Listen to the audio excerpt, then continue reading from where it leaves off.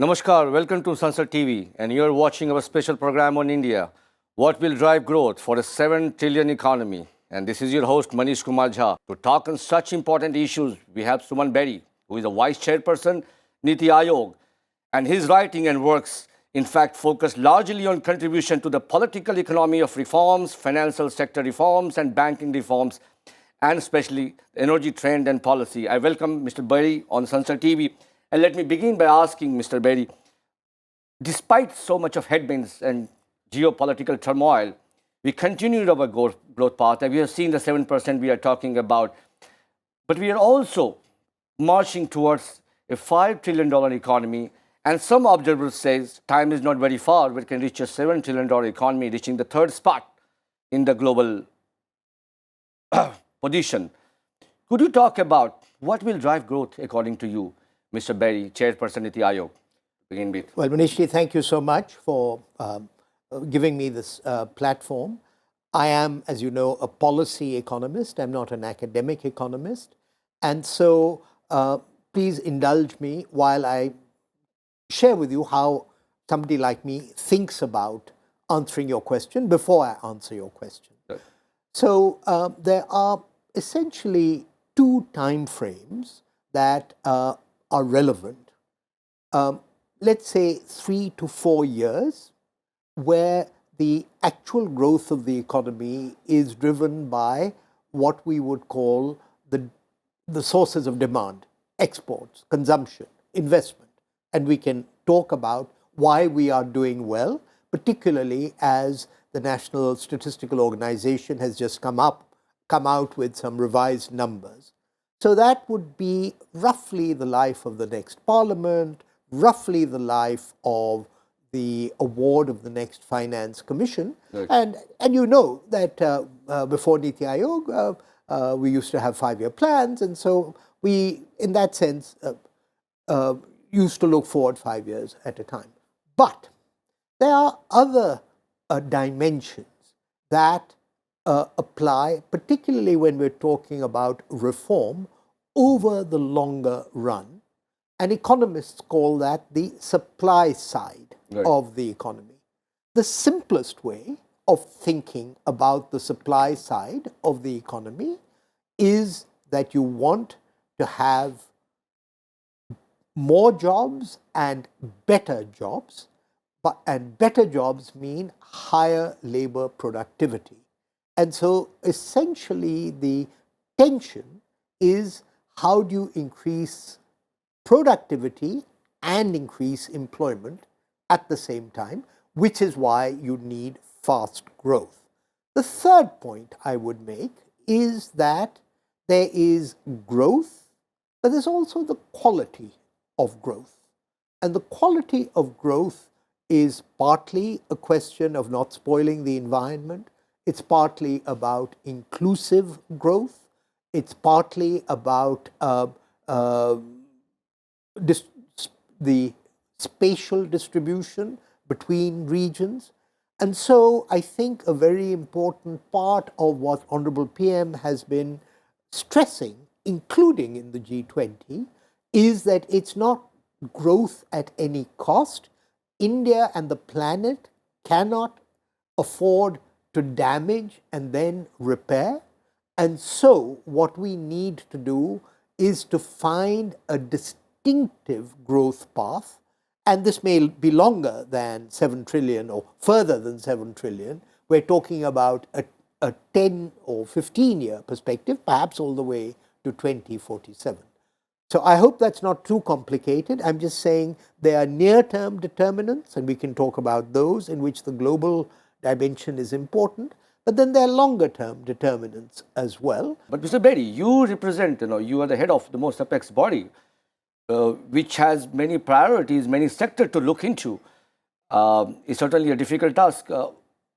And also, when we say, despite the geopolitical impact and global headwinds, we have succeeded achieving this average growth path. One of the few economies of the world is backed by certain reforms, which include the financial reforms and the structural reforms.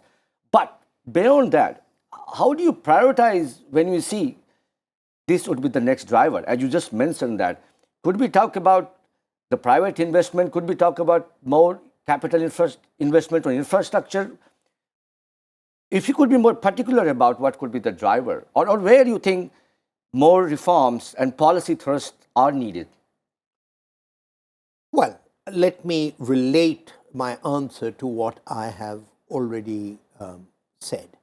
So, the great, not surprise, but the big gamble, let me put it that way, that Honorable Prime Minister made, which is now paying off in ways that I will illustrate, was that India's inclusive development could be greatly facilitated by the use of technology. Okay? Now, this was not an obvious strategy, but it reflected both his experience as a very successful state chief minister. It also reflected, as it were, the way the world itself evolved and the fact that India, after being quite closed to international technology, then with Y2K, they developed a domestic industry of IT industry. It was more internationally focused. I think it was really with the application of Aadhaar to development problems, Jan Dhan accounts to begin with, and now so many other applications, particularly in the financial sector, but also in governance, that we've been able to achieve results on scale. I'm talking about the past, I'll talk about the future in just a minute. So, over the last 10 years, we have seen that embracing what I might call the Silicon Revolution could be a force accelerator in terms of development. And one very important metric of what we have achieved is what Niti puts out, a multi-dimensional poverty index, which suggests, I won't go into the details, that something like 25 crore people over the life of this government have escaped from multi-dimensional poverty. And what do I mean by multi-dimensional poverty? Health, education, and, if you like, living conditions, ease of living. So that was the last 10 years. Now, looking ahead, and your question was really about priorities and reform. So the first point I would make is that, if anything, technology is going to accelerate, and so we have to position ourselves to benefit from the next wave of technology, largely symbolized by artificial intelligence, but so that it can be even more dramatically deployed in our development. Point number one. So technology is a tailwind, or should be seen as a tailwind, which we need to harness. And you would just have seen in the last week that government has put in place a program so that collectively some of the barriers to entry, some of the expenses connected with indigenizing AI can be supported by the government in the way that... And we have also seen, to interrupt you, the multinational setting up into semiconductor and chip industry, which is a vital... I was going to come to that. Which is vital and critical for the futuristic and advanced technology, and also going to the manufacturing assembly, largely impacting economy. Yes, we continue, Mr. Bery, on this. Yeah. Second, we actually have made a dramatic improvement in the health of our financial sector, but we so far have a financial sector that is largely, for reasons of safety and security, separate from the rest of the world, what economists call a closed capital account. However, much as with IT, finance is an area where skills are important. Market depth is also important. So I can see, as it were, cautious liberalization of our financial sector, integrating it with global finance means a lot of Indian talent, which actually is in places like Hong Kong, Singapore, London, New York, could actually relocate and or be harnessed.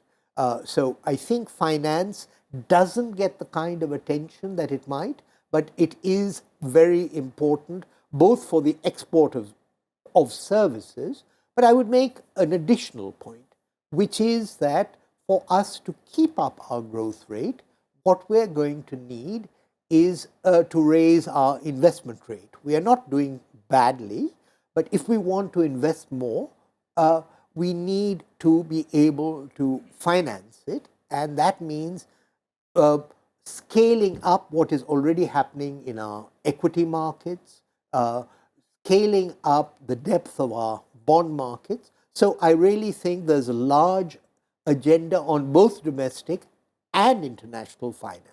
So I've already talked about technology, I've talked about finance, but we have still a lot to gain from further integration of our domestic market. We are the largest population in the world, but we are a much less integrated global market.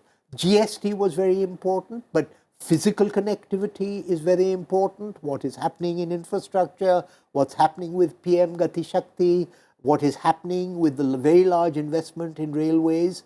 So economists tend to think that much growth comes from exchange, what they call the gains from trade. And so they are huge gains from trade. However, to do all this in an inclusive way is the trick, because fast growth, growth according to comparative advantage, is not necessarily inclusive. And we have seen that, for example, even in somewhere like the US, it's been doing well, or in Europe, but it's not been inclusive, and it's created a political backlash. And so, yes, we can talk about the growth drivers, and I've given you a couple of them. Yes, we can talk about increasing, enriching the human capital of our population. But if the inclusive piece is not looked after, there will be a backlash. And so we need a strategy that combines growth, tax reform, and inclusion. My final point would be that at the end of the day, there's only so much that government can and should do. And so how to really incentivize our private sector and foreign investment to be equal partners to what government is doing, and not only at the level of the union, but also at the level of the states. There's a huge agenda there as well. Excuse me.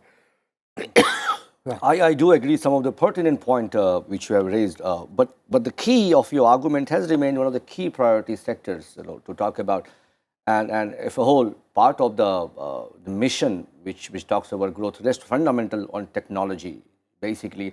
But I also like to understand with my recent study and coverage around the world, some of the advanced country and their spend on R&D is nothing less than almost 3.5 and 4% of the GDP. An emerging economy, which we still call in certain areas, and we have developed in certain areas, we can talk about space, but in certain area we need to much improve upon, say, semiconductor sensors and many other technology, advanced materials and all. How do you balance as an economist, and how do you think and prioritize the investment on our research and development, which is a factor towards the growth? Keeping that, even the country like Finland, if you see recent data, their GDP percentage for whole research and development stake in the whole GDP is a 4%. China, for example, if I quote, spent something about $500 billion, if I'm right with my data. But India still remains 0.1% of the GDP. How critically you address that? While government has raised tech, of course, with 1 lakh crore rupees given in the research and development in various sectors, that is going to happen. But do you think it's going to sufficient? As an economist, how do you correlate and prioritize when you focus technology and you made argument to Mr. Bery on this? A very, a central issue, and I have several reactions. First, most of the shortcoming as a share of GDP, not of the budget, of GDP, is in our private sector. And so what needs to happen is that the private sector believes that it has a reason to plow back its own profits in R&D, and that's not happening enough. I'm thinking of course, countries that are much richer than us, particularly, somewhere like Korea, which I think is a very interesting model for India. So that's point number one, that government does a lot already through DRDO, through CSIR. It has been my privilege to, on recent visits, to see some of the labs of the Ministry of Earth Sciences. The private spending has been very low, as far as I must tell you, in terms of data also. Government? The private spending on these. No, I'm saying the issue is therefore a private sector issue. And now the question is, why will that change? When will that change? And what would it take for that to change? And, what I have to say is that there are two dimensions of this. First, there is the question of how the private sector can benefit from research that goes on in the public sector and commercialize it. So there's research, basic research, there's innovation, and there's commercialization. And the private sector, I would argue, is lacking on basic research, but also the interface between government and the private sector in commercialization is happening more slowly than it should. The second point, though, and I think there's research to back up this proposition, is that the private sector invests in research and development if it's in a competitive environment. And so both competition from abroad and, to some extent, domestic competition motivated by the Competition Commission, this is what will force people to invest in their own innovation. It is happening in certain areas. And of course, it is happening in particularly fintech and with startups. And we are right to be proud of our fintech, of our startup culture, but it needs to go much more to the larger enterprises. And they need to feel that their global journey and their domestic journey depends on innovation. I'll make a final point, Manish, and that is, and I think this is a point that I've heard Sri Nandan Nilekani made, particularly with respect to AI. And to me, it makes a lot of sense. He said, look, we don't need necessarily to be at the frontier either with chips or with AI large language models. We need to be there because, as with atomic energy, we learn by being at the frontier. But to apply these technologies to domestic use cases, that's what I would call local innovation. I don't know if that gets picked up by the data, but that is what we saw in the whole mobile revolution. All the technology, of course, 5G now is a domestic technology, but if you recall, 20 years ago, all the technology was coming from Nokia and all of the others, but the innovation was really business process. Airtel, now Jio, they were able to deliver at a cost level which was unprecedented. And so innovation to lower costs for the Indian consumer, that really, I think, is what we should be trying to create I an think ecosystem. I totally agree with you. That has been the point which has the telecom revolutions coming from. Very pertinent point. Innovation with a low cost, which can be utilized in India. But another aspect which you hinted at, and while there is a dichotomy that the growth story based on domestic consumption and demand is still not over, but it can't be harped upon. The next driver is and you have also quoted countries like South Korea and a couple of other countries, for example, Taiwan. They largely, their sharp growth driven by the export and value-added products and being a part of the global supply chain, basically. How much focus we are in terms of the policies which we address export-oriented growth, and how could India be a part of larger global supply chain in the near future to have this $5 trillion which we're trying to achieve? Well, more than 5, yeah. Yeah. And last if not least, if I add, one of the drivers behind this export has been the PLI scheme, which is called Production Linked Scheme. Can it be large in a segment like defense per se, which can spur more growth? How do you take it? Well, let me just make an important point on PLI, because it is, it is something that I think under my predecessors was shaped by Niti Ayog, and my understanding is that it is carefully designed not to be focused on exports, but to compensate for various other,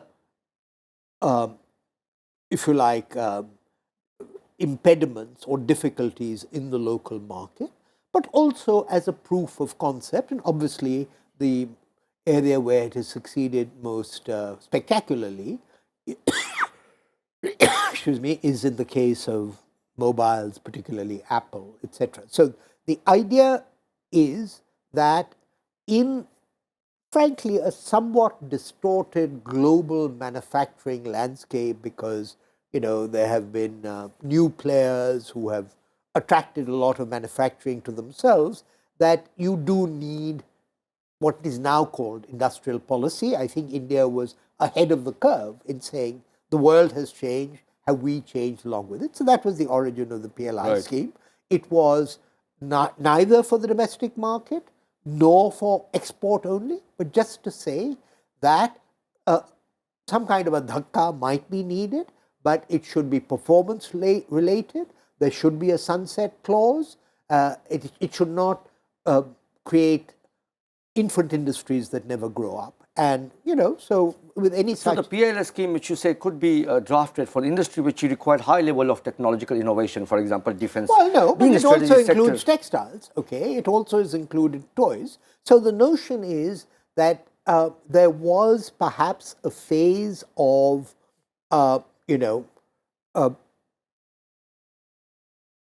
global integration, which not only in India but elsewhere meant that domestic capacity was, if you like, affected. And so, just to say that if the global rules of the game are changing in terms of industrial policy, we need, because if manufacturing remains important to India, we need to balance that in various ways, but in ways that don't add to costs or fiscal costs excessively, because we do want to be globally competitive. So that's the answer to your question on the PLI scheme. But I want to turn to your question on, if you like, global value chains. Right. Particularly the export aspect, which is related well, to... you can't have exports without imports, okay? And the whole secret of global value chains has been that you need to have pretty seamless cross-border trade in inputs and outputs. Up till now, global value chains, or at least in the last 20 years, tended to be about manufacturing. They tended to be about being able to specialize in components.